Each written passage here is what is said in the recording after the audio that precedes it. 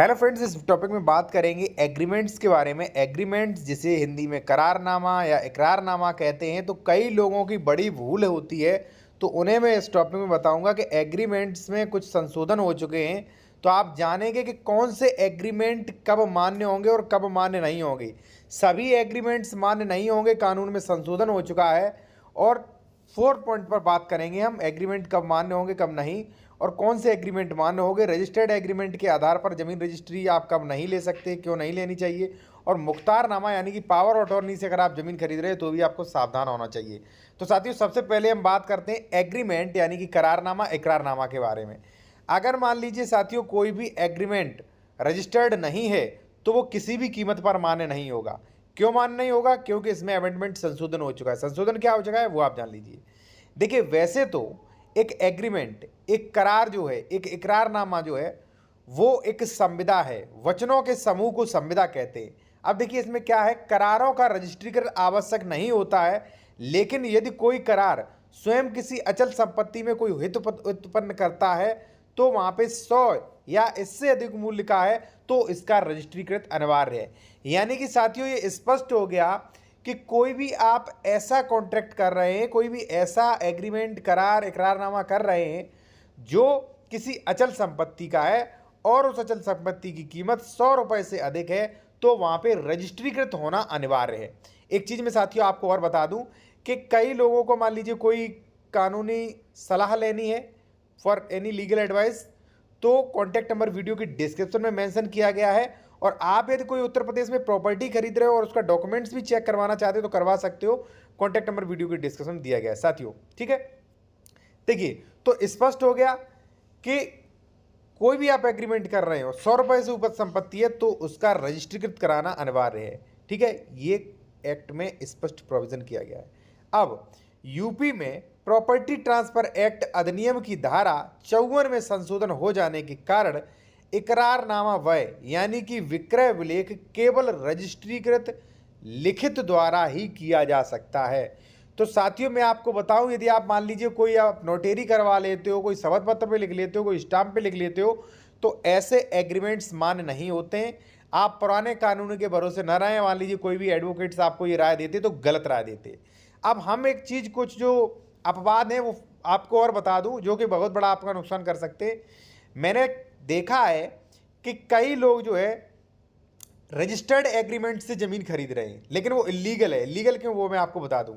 कई लोगों के फोन कॉल्स भी आते हैं, डॉक्यूमेंट्स जब वो वेरिफिकेशन के लिए देते हैं तब मैं देखता हूं कि वहां पे उस जमीन का एग्रीमेंट है। अब अगर एग्रीमेंट रजिस्टर्ड भी है तो जरूरी नहीं कि वो एग्रीमेंट, रजिस्टर्ड एग्रीमेंट सही होगा, ठीक है। अब कई लोग उस, मान लीजिए जो प्रॉपर्टी डीलर हैं, जो कॉलोनाइजर हैं, वो किसान से समझौता कर लेते, एग्रीमेंट कर लेते और वो खुद रजिस्ट्री कर देते। लेकिन साथियों, ये गलत है। एग्रीमेंट जो होता है वो बिना कब्जा बेनामा माना जाता है, ठीक है। तो जब उसके पास कब्जा नहीं तो वो आपको प्रॉपर्टी ट्रांसफर कैसे कर सकता है, कैसे कब्जा दे सकता है? तो ये गलत हुआ, पहली चीज, ठीक है। दूसरी चीज, अगर कोई एग्रीमेंट है तो पूरा एग्रीमेंट आप पढ़ के देखिए कि किस प्रकार की इसमें शर्तें लगाई गई हैं, क्या है। तीसरा, वो एग्रीमेंट एक्सपायर तो नहीं हो चुका है, कब एक्सपायर हो जाएगा वो भी आप चेक करिए, उसके बाद ही आप प्रॉपर्टी खरीदिए, ठीक है जी। अब तो हो गया क्लियर कि एग्रीमेंट, करारनामा, इकरारनामा कब मान्य होंगे और इसकी मान्यता क्या है, कब आपको जमीन रजिस्ट्री करानी चाहिए, क्या है, ठीक है। और एग्रीमेंट बेसिकली मैं आपको बता दूं कब कराए जाने चाहिए। एग्रीमेंट आप करा लीजिए, रजिस्टर अगर एग्रीमेंट है तो वहाँ पे किसी से भी आपका समझौता हो गया कि हम इतनी बार रजिस्ट्री कराएंगे, इतने पैसे देंगे, तो वहाँ पे वो कोई भी आनाकानी नहीं कर सकता। अगर ऐसा किया तो कोर्ट द्वारा आप रजिस्ट्री करवा सकते हो, ठीक है। पहला पॉइंट क्लियर हुआ, ठीक है। एक चीज़ और, यदि आप कोई लीगल एडवाइस लेना चाहते हैं या मान लीजिए आप उत्तर प्रदेश में जमीन खरीद रहे, डॉक्यूमेंट वेरिफिकेशन करवाना है कि जमीन विवादित तो नहीं या कोई मसला तो नहीं, तो आप करवा सकते हो। कॉन्टैक्ट नंबर वीडियो के डिस्क्रिप्शन में दिया गया है साथियों। अब बात आती है सेकंड पॉइंट पर, कौन से एग्रीमेंट मान्य होंगे। तो केवल और केवल रजिस्ट्री एग्रीमेंट मान्य होंगे, रजिस्टर्ड एग्रीमेंट, और वो एग्रीमेंट जो कॉन्ट्रैक्ट एक्ट का पालन करते हैं, ठीक है। रजिस्टर्ड होना चाहिए प्लस कॉन्ट्रैक्ट एक्ट का पालन भी करना चाहिए। ऐसा नहीं कि कोई भी रजिस्टर करा दिया वो मान्य होगा, ऐसा भी नहीं है, ठीक है। साथियों, तीसरा जो है वो है कि रजिस्ट्री एग्रीमेंट के आधार पर आप जमीन की रजिस्ट्री कब नहीं करवा सकते। साथियों, अगर कोई भी कॉलोनाइजर आपको रजिस्ट्री के जो रजिस्टर्ड एग्रीमेंट है उसके आधार पर ज़मीन बेच रहा है तो गलत, आप ऐसी ज़मीन मत खरीदिएगा। अगर खरीद रहे हैं तो उसका जो एग्रीमेंट है उसका अच्छे से अध्ययन करिए, पहली चीज़। उसमें देखिए कि कॉन्ट्रैक्ट एक्ट का पालन किया गया है कि नहीं, प्रॉपर्टी ट्रांसफ़र एक्ट का पालन किया गया है कि नहीं, ठीक है। और इसमें जो भी रजिस्ट्री एक्ट है उसका पालन किया गया नहीं, ठीक है। रजिस्टर्ड होना तो है ही अनिवार्य, सामान्य सी बात है। तो ये सारी की सारी आपको चीज़ चेक करनी है, ठीक है। जब ये सारी चीज़ें सही पाई जाती हैं, कॉन्ट्रैक्ट एक्ट है उसका सही से फॉलो किया गया है, प्रॉपर्टी ट्रांसफर एक्ट सही से फॉलो किया गया है, रजिस्ट्री एक्ट सही से फॉलो किया गया है, सारी आप शर्तें पढ़ रहे हैं, तो उसी कंडीशन में आप रजिस्टर्ड एग्रीमेंट के बेसिस पे आप ज़मीन खरीद सकते हैं। वो भी डायरेक्ट जिसके नाम एग्रीमेंट है उससे मत खरीदिए, जिसके नाम ज़मीन है किसान वगैरह के नाम, उससे आप खरीदिएगा, ठीक है। अब साथियों, फोर्थ पॉइंट आता है जो कि बहुत ही महत्वपूर्ण है, जो कि लोगों के साथ बहुत बड़ी धोखाधड़ी कर रहा है, कि मुख्तारनामा पावर अटॉर्नी से ज़मीन जो आप खरीद रहे हैं उसे खरीदने से पहले सावधान हो जाइए। पहले ही जान लीजिए मुख्तारनामा के बारे में। साथियों, मुख्तारनामा होता है पावर ऑफ अटॉर्नी, यानी कि अगर आपको समय नहीं है या मान लीजिए बीमार रहते हैं या कहीं बाहर रहते हो, कोई ज़मीन है, तो आप उसकी पावर किसी भी व्यक्ति को दे सकते हैं कि वो चाहे बेचे, वो चाहे केस लड़े, कुछ भी करे, पावर दे सकते हो आप, ठीक है। इसे कहते हैं साथियों पावर ऑफ अटॉर्नी, ठीक है ना। तो अब है क्या साथियों, जैसे मान लीजिए कोई पावर अटॉर्नी है, तो पावर अटॉर्नी दो प्रकार की होती है, स्पेशल एंड जर्नल। तो आप पावर ऑफ अटॉर्नी से जब ज़मीन खरीद रहे हैं तो वहाँ पे ये चेक करिए कि पावर ऑफ अटॉर्नी जो है उसका आर्टिकल सही है कि नहीं, स्पेशल है कि जर्नल है, ये भी आपको चेक करना चाहिए। इसके अलावा आपको देखिए ये चेक करना चाहिए कि पावर ऑफ अटॉर्नी रजिस्टर्ड है कि नहीं।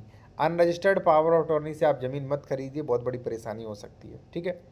अब कुछ एडवोकेट्स आपको राय देंगे कि पावर ऑफ अटॉर्नी होना रजिस्टर्ड जरूरी नहीं है, लेकिन बिल्कुल बात सही है कि पावर ऑफ अटॉर्नी का रजिस्ट्रीकृत कराना अनिवार्य नहीं है।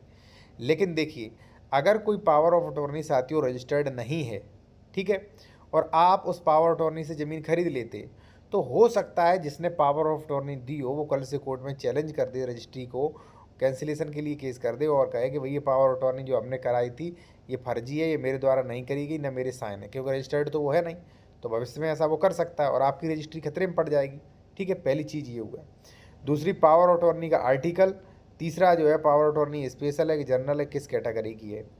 तो अगर आप पावर ऑफ अटॉर्नी से अगर ज़मीन खरीद रहे हैं तो ये सारी चीज़ें साथियों आप चेक करें कि पावर अटॉर्नी रजिस्ट्रीकृत है कि नहीं, और अधिकृत व्यक्ति द्वारा कराई गई कि नहीं, स्वामित्व में किसी भी प्रकार का मान लीजिए कोई मिस्टेक तो नहीं है। ये सारी चीज़ें आप चेक करिए, चाहे मान लीजिए एग्रीमेंट हो, चाहे मान लीजिए पावर अटॉर्नी हो, ये दोनों ही चीज़ें आपको जो मैंने बताई हैं वो आपको बिल्कुल अनिवार्य रूप से चेक करना है साथियों, ठीक है। और आपका मान लीजिए कोई भी क्वेश्चन है, मान लीजिए सिविल मैटर्स पर, रेवेन्यू मैटर्स पर, क्रिमिनल मैटर्स पर, तो आप लीगल एडवाइस भी ले सकते हैं। कॉन्टैक्ट नंबर वीडियो की डिस्क्रिप्शन में दिया गया है। डायरेक्ट कॉल मत करिएगा, व्हाट्सएप पे मैसेज करके कॉल बुक कराने के बाद आपकी बात होगी, ठीक है साथियों।